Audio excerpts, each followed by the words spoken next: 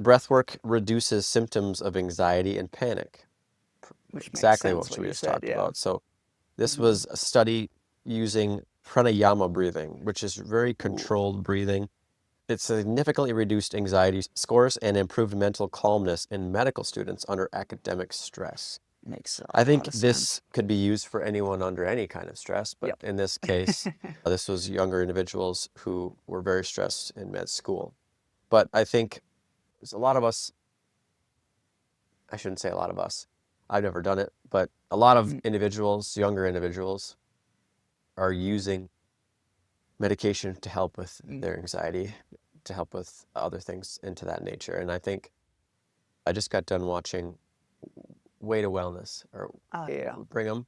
Yep. Yeah. And he was talking about how that has been one of the biggest cons in America is Mhm. antidepressants and anti-anxieties. And he goes, we have been way oversold Huh. the effectiveness of those Mhm. medications.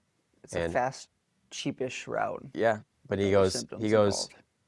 it's effective in only one of four individuals, and it has a failure rate of reoccurrence of over 50%, meaning Wow. you can get on it, and then once you feel good, you're Mm, off of it. Eventually, over half are going to go back on it again. makes sense. And so he goes, it's one of the biggest cons because we have been told that these things are so helpful for these Hmm. people. But he goes, it's far from that. And I agree, It's like an all natural route versus a quick fix. If you're going to fix your body, you have to know how to utilize it. And that's where some of these tools come into play. for sure. And so this is a good example of how we can still have great outcomes without needing Hmm. medication.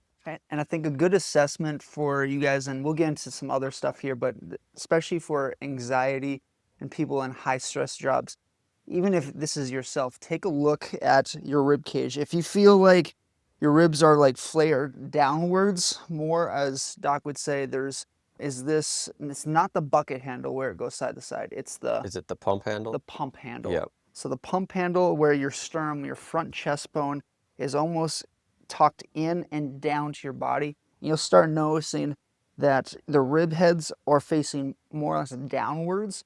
Thus, as you can see, if you're watching on the video, upper cross syndrome, where the head's coming forward, shoulders around forward. In this position, round forward, bring your shoulders in front of you and down.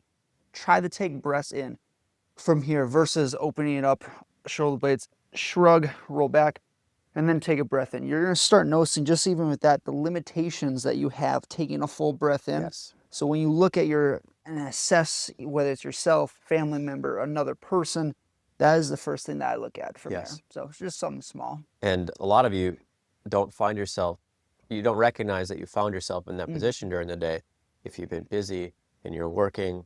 And yes, we like to be workers. flexor dominant during the day when we're really Mm-hmm. busy. We don't ever take the time to open up Mm-hmm. and give ourselves even that 10 to 15 second of good controlled breathing after being in a state of chronic breathing, which I'm about to get to in a little bit here on why chronic breathing can be really detrimental to our health. Over Even breathing, excuse me. even holding emotions in Yes. naturally, subconsciously, your body wants to hold and round everything forward and keep it internally. We'll start to shallow breathe, Yep.